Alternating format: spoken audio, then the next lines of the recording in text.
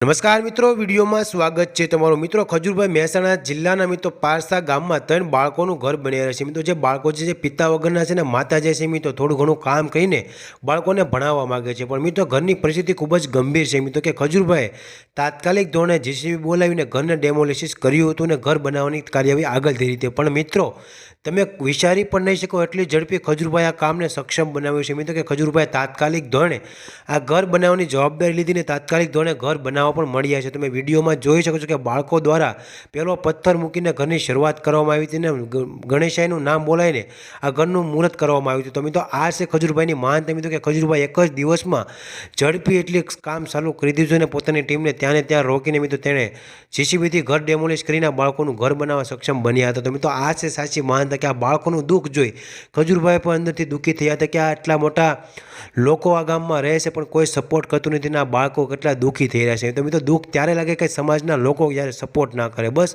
તો તમારી આજુબાજુમાં જ્યાં પણ મિત્રો જરૂરિયાતમંદ લોકો દેખાય તો તમે એવા લોકો સુધી પહોંચાડો કે જે રિયલમાં તેને જરૂરિયાત કરી શકે। મિત્રો બાકી તમારી આજુબાજુમાં ઘણા બધા એવા લોકો પણ હોય છે જે સક્ષમ હોય છે સેવા કરવા માટે, પણ તે કરતા નથી। પણ મિત્રો બીજા લોકો સુધી પહોંચાડવું એ પણ એક સેવા છે। તો મિત્રો તમારી આજુબાજુમાં જ્યાં પણ આવો પરિવાર દેખાય તો ખજૂરભાઈ સુધી કે એવા લોકો સુધી પહોંચાડો જે આ લોકોની મદદ